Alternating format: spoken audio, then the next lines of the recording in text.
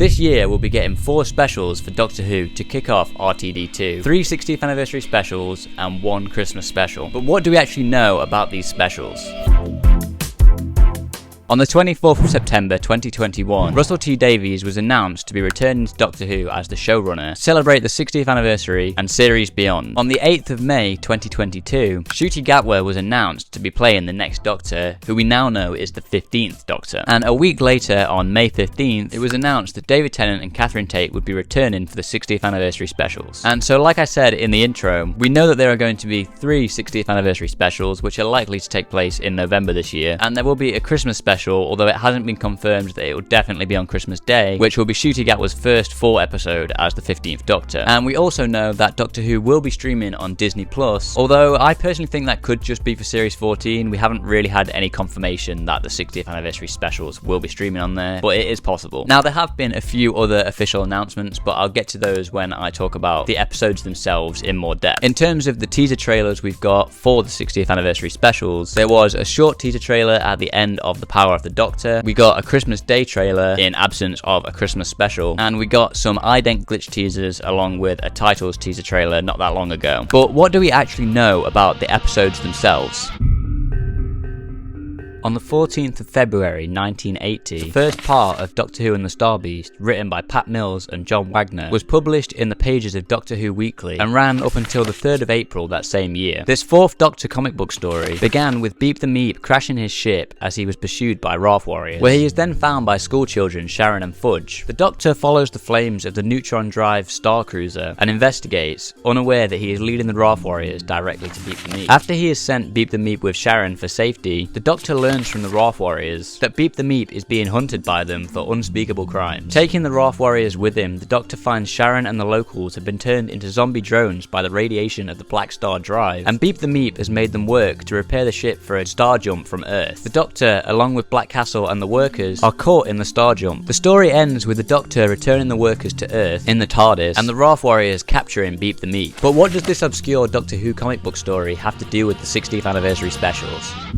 Okay, so the reason this comic book story is so significant to this episode, this first special of the 60th anniversary specials, is that from the most recent titles teaser trailer that we've got, we know that this special is going to be called The Star Beast, which obviously is the same name as that comic book story. And from this title and some of the footage that we've seen in this trailer and previous trailers, I think it's safe to assume that this episode is going to be a fairly faithful adaptation of that original comic book story, obviously just with different characters and a few minor tweaks, which is something that I'm going to get into a little bit later on in this video. Now, obviously, we still think that all of these episodes for the 60th anniversary specials are going to be written by Russell T Davies, which is a little bit different to previous adaptations where Russell's got the original writer to adapt their original story into an episode of Doctor Who, and they have writing credit on that episode. But I think the original writers, that being Pat Mills and John Wagner, are more likely to still be credited in the end credits, just not for the episode itself. And this can be further backed up by the fact that David Tennant has recently said that the original writers of the comic book story were on set and came to visit set to see what it looked like. Now, speaking of being on set, the first bit of public filming we ever saw, which was in Camden Market with David Tennant and Catherine Tate, appears to be for this episode. And we also know from this filming and from official announcements in Doctor Who magazine that Rachel Talalay will be directing this episode, and she's known for directing a lot of the significant Peter Capaldi era episodes, and honestly some of the best looking ones, so that's really exciting to see her returning to direct one of the episodes of these specials. But from this public filming, we also know that not only David Tennant and Catherine Tate will be returning, but we'll also be seeing the return of Sylvia Noble, played by Jacqueline King, Sean Temple, played by Carl Collins, and Wilfred Mott, played by Bernard Cribbins, in what's probably going to be his last role. Now, most of these can be seen in the trailers as well, besides Bernard Cribbins as Wilfred Mott, although you can sort of see him in the titles teaser, as you can see the top of his hat. But there's also some more casting that we need to talk about for probably this episode, but at least the specials in general. The first of which being Yasmin Finney's Rose, who is definitely going to be in this episode, and she's been speculated to be playing Donna and Sean's daughter, so she's going to be Rose Temple Noble. We also know that Ruth Madley will be playing a role as Shirley Ann Bingham, and she's likely to appear in this episode as she appears to be connected to UNIT in some way. Speaking of UNIT, we also know of a couple other UNIT members that have been cast, the first of which is Major Singh, who's played by Renak Patani, who can be seen in the trailers fighting the Wrath Warriors on what is assumed to be the street that Donna's house is was on. And we also know of another unit character called Colonel Chan, who is played by Jamie Hayden, sometimes known as Jamie Cho, and he's the unit character that can be seen in the ident teasers with the glowing eyes, who I previously speculated is being hypnotized by Beep the Meep's Black Star Drive to help repair Beep the Meep's ship. And the final bit of casting that I feel the need to talk about is that it's rumored that Miriam Margolyes will be voicing Beep the Meep in this special, which I've previously talked about in another video. But basically, Beep the Meep's costume has been spotted on set for one of the public filmings before that character was even seen in the trailers, and it has also been mentioned that a guest actor was recording some ADR, so some people have speculated that is Miriam Margolyes doing Beep the Meep's voice. And if you hear Beep the Meep in the couple of shots that we've seen of him in the trailers, it does sound very similar to Miriam Margolyes' voice.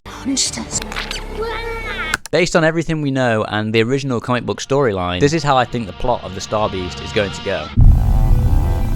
After the 14th Doctor lands in Camden Market, he meets Rose and probably bumps into Donna too. They both watch Beep the Meep's ship crash, with Beep the Meep escaping in his escape pod. He is then at some point found by Rose and her friends, with Rose bringing Beep the Meep to her home to look after him. At some point, the Wrath Warriors will discover Beep the Meep's location, where Unit will fight with the Wrath Warriors, giving Beep the Meep a chance to escape. He will then likely return to his crashed ship and turn Unit soldiers into zombie drones, using his Black Star Drive, forcing them to help repair his ship. Whilst this is happening, the Doctor will likely learn from the Wrath Warriors that Beep the Meep is actually evil, and somehow he will stop Beep the Meep, probably by allowing the Wrath Warriors to arrest him. Okay, so you might have seen that I haven't done a specific video related to Wild Blue Yonder yet, and that's because we honestly don't know that much about this special. It's the most secretive special out of all of them that we've got, and there's only been a couple of shots that we've actually seen from this episode. But what we do know is David Tennant and Catherine Tate will likely be the two main characters of this episode, as they have been seen in basically all the shots we've seen so far. We know that it's probably going to be written by Russell T Davies, as chances are he's writing all of these episodes. We know that it's going to be directed by Tom Kingsley, who is the director for Ghosts and Staff Lets Flats, which is some shows that I honestly have seen all of, and I love those shows, so I'm very excited about that. But I also think that Bernard Cribbins as Wilf will also make a bit of an appearance in this episode, probably at some point in the start or the end before they actually go off on this adventure, as I'm pretty sure when we'd seen Tom Kingsley on location doing some directing, it was some scenes that had Wilf in them, but I might be wrong. But I'm pretty sure you can see him there in his pink rock t-shirt. What's his rock? It's like Nike, yeah, but instead, yeah, it's rock. Now, with the few shots that we've actually seen of this trailer, they've all featured Catherine Tate and David Tennant as the 14th Doctor and Donna Noble, and in all of these shots they always seem to be on some kind of ship, which some people have speculated might be the TARDIS, which I'll get into a little bit later on. We see a shot in the ident teasers of what seems to be Donna and the Doctor reacting to either some sort of explosion, or some people have even speculated some sort of regeneration, and we also see the Doctor saying sorry to Donna. I'm sorry, Donna. So some people have speculated that this episode could be maybe the episode where she gets her memories back, and that maybe she doesn't fully have her memories back in the first episode, The Star Beast. Now, Russell T Davies has teased in Doctor Who magazine that there were some alternate titles to this episode, the first being a 5-word title that Russell said would have given the whole episode away, so they had to change it. And some people have speculated that this title could be It's Bigger on the Inside, which once again would hint at the fact that this episode all takes place on the TARDIS. The other alternative title that he had teased was an 8-word title that some people have speculated would have been Off We Go into the Wild Blue Yonder, so just basically an extended version of the title we already had. And this is a reference to the US Air Force song of the same name. In 1925, Scottish inventor John Logie Baird was experimenting with inventing a broadcast television system. Baird's first system was not able to televise human faces due to inadequate contrast, and the incandescent lights generated so much heat Baird could not use a human subject, so he chose to use a puppet which he named Stooky Bill. Eventually, Stooky Bill's hair became singed and the painted face became cracked. On the 26th of January 1926, John Logie Baird demonstrated the first live working television broadcast. Before I get on to what the story of John Logie Baird has to do with the Doctor Who 60th anniversary specials, I first want to talk about some of the official announcements we have for the last episode of these specials, the Giggle. So one of the first big announcements we had specifically related to this episode is that Neil Patrick Harris will be playing a character in the Doctor Who 60th anniversary specials, who is heavily speculated to be playing classic Doctor Who villain the Celestial Toymaker, due to some iconography on set, such as circus posters and a toy shop called Mr. Emporium, as well as a laugh in one of the teaser trailers that some people have said sounds like Michael Gough's Celestial Toymaker laugh from the classic serial.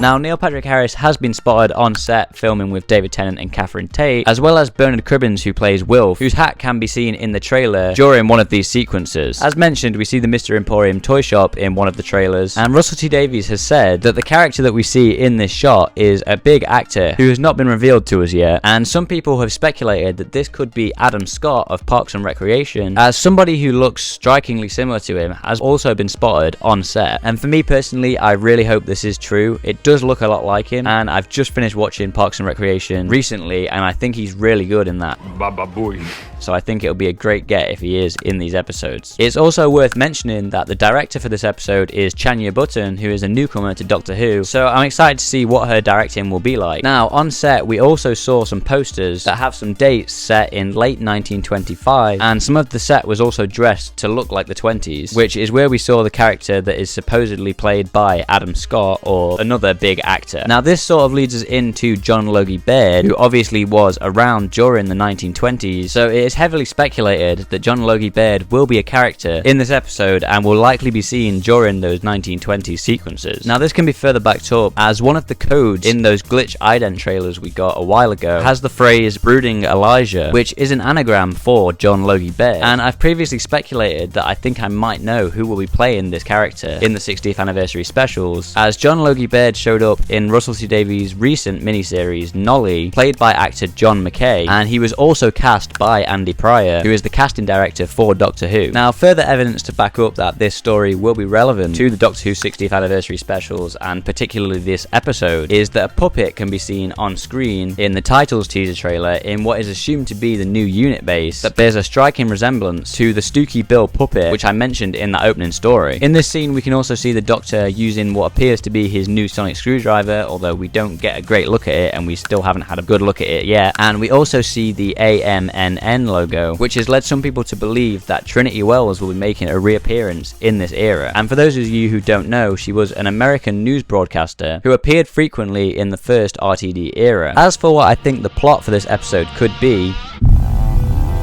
I assume the Doctor and Donna will return from whatever adventure they are on in the previous episode, Wild Blue Yonder, to find London in absolute chaos, which we see in the trailer. And in the midst of all this chaos, they will find Neil Patrick Harris's character, who, as I said, is speculated to be playing the Celestial Toymaker. At some point, Unit will get involved, and the Doctor and Donna will help them, possibly by going back to the 1920s to stop the Celestial Toymaker from planting a giggle in everyone's head via John Logie Baird's first television broadcast in 1926. Now, obviously, at some point in the episode, the Doctor is likely to regenerate into Ncuti Gatwa's 15th Doctor, but I honestly, at this point, don't really know how that's going to happen and what's going to be the cause of it. So if you have any suggestions for what you think that might be, let me know in the comments.